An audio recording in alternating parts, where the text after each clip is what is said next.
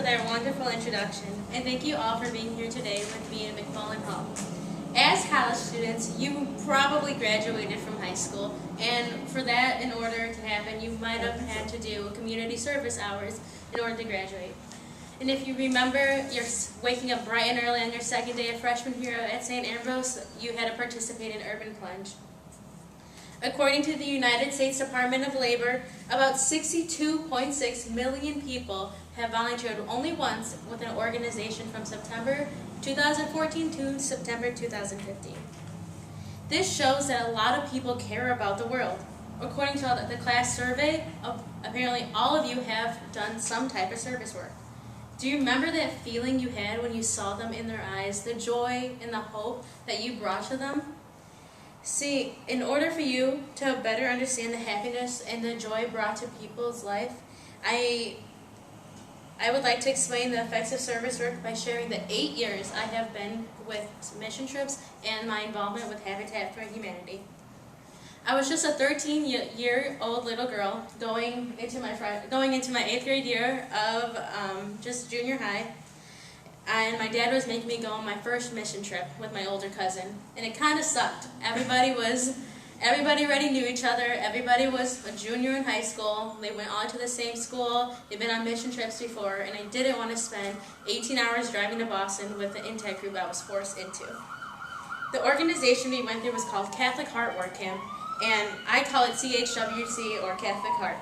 They hold about 8 weeks of 10 camps and just about over all of the country, and sometimes in Jamaica. And my first Catholic Heart, I painted a 2-story house.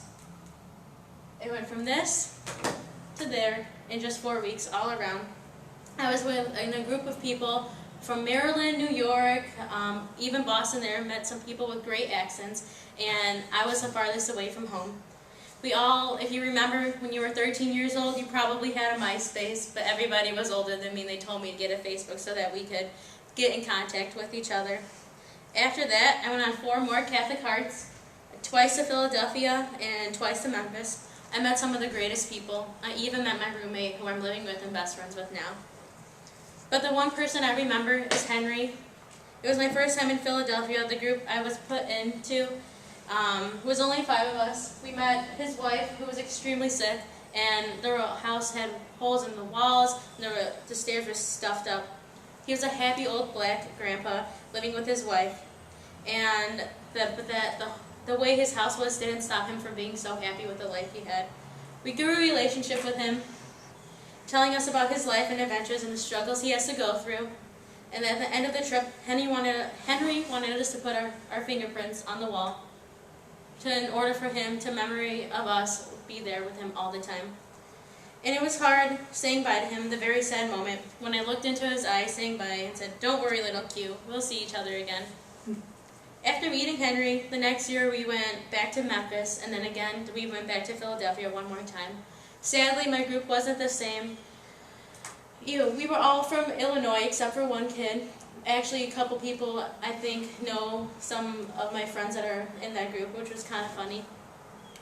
It was the same old typical Catholic Heart. You fix the house and you build a relationship with your resident. We moved the entire room, all completely. Sadly, the person who died in there, we had to take everything out and we fixed it from the top to the bottom. But we still had a great time connecting with the owner of the whole house, Mrs. Jackson. But I felt something when I was on the street with my friends eating just lunch. I felt that the street looked familiar, and I realized that it was Henry's street. I was hoping that if I take a little walk, I'll see him and I can build that connection. And I ended up finding his house. When I went to his house, he screamed and opened the door. "My little angel is back. Baby Q is here." He danced on his front porch and told me that he couldn't stop thinking of our group, and he still has a picture of us hanging in his kitchen, and that nobody has ever done as great as a job as we did for the past 2 years. And most of you have known me for a while and know that I'm the president of Habitat for Humanity. And Habitat is a nonprofit organization that's all across the country and all across the world, and it helps worldwide. As a club, we have over 240 members active, but only about 30 people show up to the meetings, and you probably get my emails and delete them like you delete every other email. But according to Jan Trumbull, who is a volunteer coordinator of the Quad City Habitat for Humanity, there has been 100 houses built since they opened the branch there, and Ambrose has built 15 of them. You learn so much from these type of programs, as according to our survey, none of you guys have ever put siding on a wall. And none of you guys, only a few of you have only painted a house.